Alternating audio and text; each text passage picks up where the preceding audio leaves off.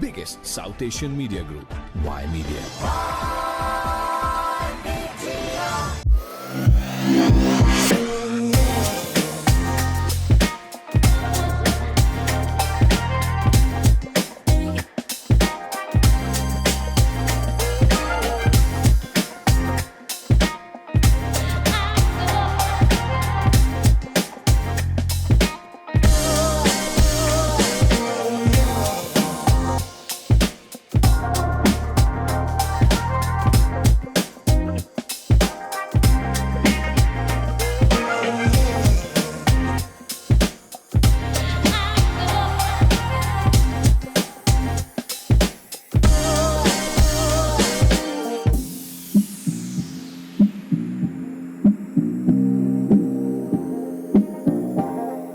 Hi, thanks for letting me give you this bit of insight. So I'm Mark White. I'm the CEO of the Financial Services Regulatory Authority of Ontario.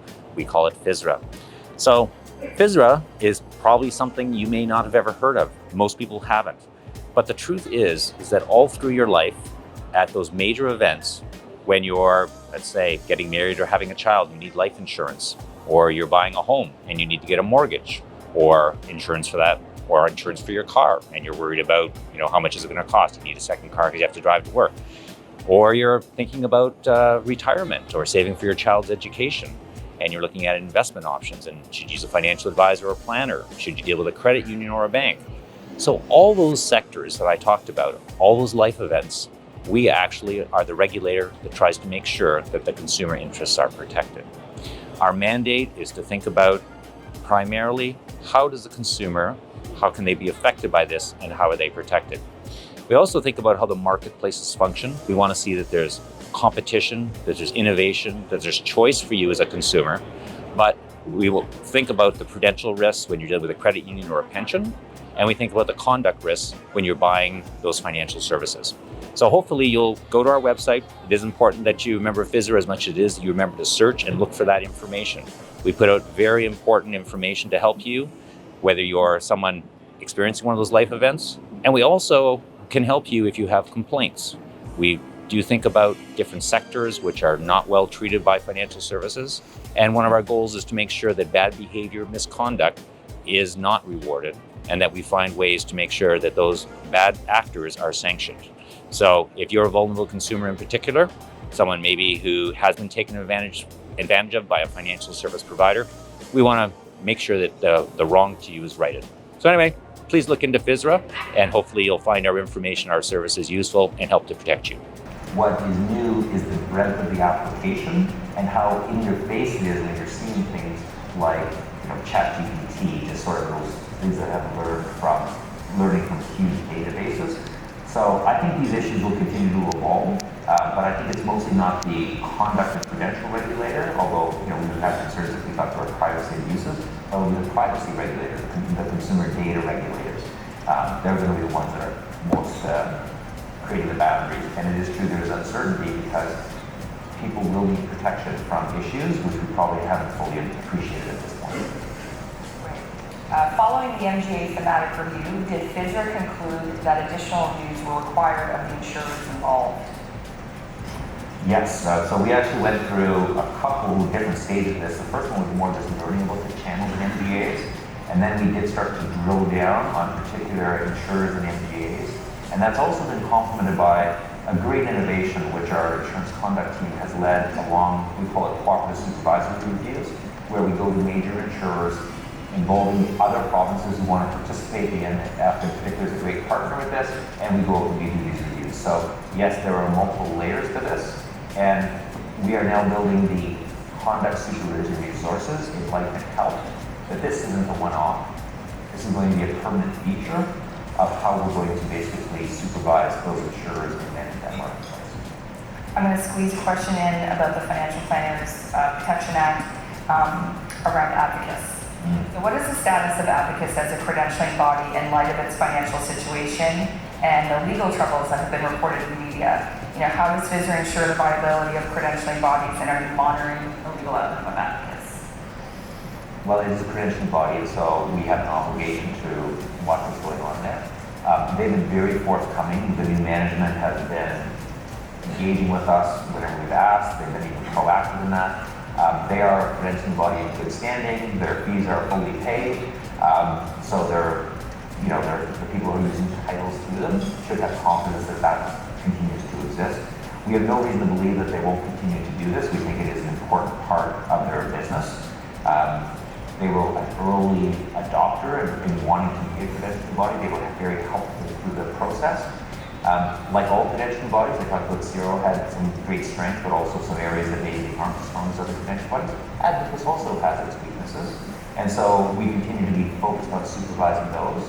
And of course, any organization that's going through change at the top, we're making sure that they're not cutting back on necessary resources, they're still providing governance, that their eye isn't off the ball. And so we'll deal with that if we have to through the normal supervisory tools. And we do keep an eye though out. So, we do have, we work on plans that if the credentialing body ever does go away, what will we do? Because we will want to see that their title holders have a pathway to continued use of the title, even if the credentialing body that there are issues.